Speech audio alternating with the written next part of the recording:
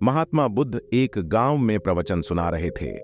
उन्होंने पास हुए लोगों के समीप अपनी मधुर वाणी से सभी को संबोधित करते हुए बताया कि हर किसी मनुष्य को धरती मां की तरह सहनशील तथा क्षमाशील होना चाहिए।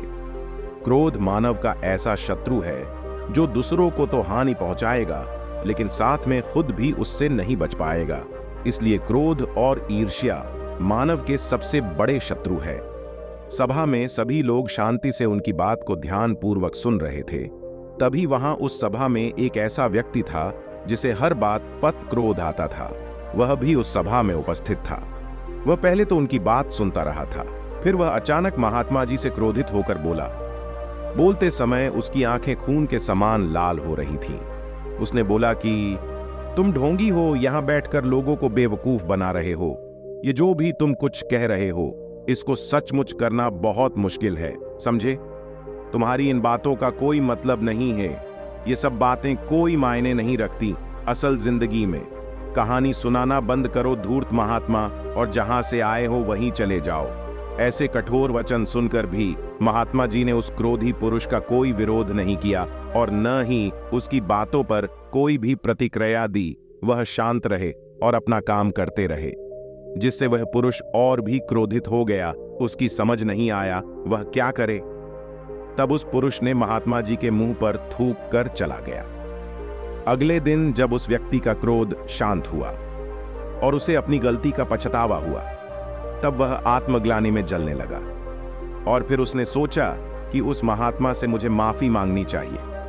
वह महात्मा जी की खोज में उसी स्थान पर गया जहां महात्मा जी कल प्रवचन दे रहे थे। लेकिन महात्मा जी वहां कहां मिलने वाले थे? वह तो अपने शिष्यों के साथ अन्य किसी गांव की यात्रा पर निकल पड़े। वह पुरुष सब लोगों से महात्मा जी के बारे में पूछता पूछता उस स्थान पर पहुंच गया जहां महात्मा जी प्रवचन कर रहे थे। तब उस पुरुष को महात्मा जी के शिष्यों ने उसे उनके पास जाने से रोका, लेकिन महात्मा जी ने अपने शिष्यों को आदेश दिया कि आने दे उस पुरुष को। तब वह पुरुष महात्मा जी के चरणों पर गिर गया।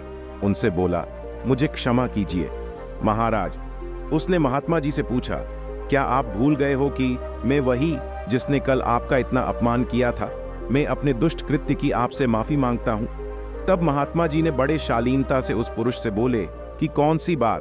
तब उस पुरुष ने बड़ी हैरानी से महात्मा जी की ओर देखा। महात्मा जी बोले कि मैं तो बीती बातें वहीं छोड़ आया, क्योंकि बीता हुआ कल कभी वापस लौट कर नहीं आता। इसलिए बीती हुए बातों की वजह से आज और अपना आने वाला कल नहीं बिगड़ना चाहिए। जो हो गया सो हो गया। तुम्हें अपनी भूल का एहसास हुआ, यही सबसे बड़ी बात है। तुम अपनी गलती को मान लिए, सो तुम अब निर्मल हो गए हो। इसलिए कोई भी ग्लानि अपने मन में नहीं रखो।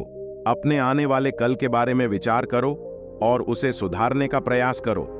महात्मा जी की बात सुनकर उस पुरुष के मन का भार हल्का हो गया और उसने महात्मा जी के चरणों को पकड़कर कहा, आज से मैं अपने क्रोध का त्याग करता हूं और धैर्यवान और क्षमाशील होने का प्रण आज से लेता हूं। तो दोस्तों, हमें इस कहानी से यह प्रेरणा मिलती है कि यदि अपने बीते हुए कल की गलती को लेकर हमें वर्तमान में उसका पछतावा न कर, उस गलती को हमें अपने भविष्य में कभी नहीं करना चाहिए, क्योंकि दोस्तों, बीता हुआ कल कभी लौटकर वापस नहीं आता। तो अगर आपको महात्मा गौतम बुद्ध की इस कहानी से कुछ सीखने को मिला हो तो अपने दोस्तों के साथ इसे जरूर शेयर करें।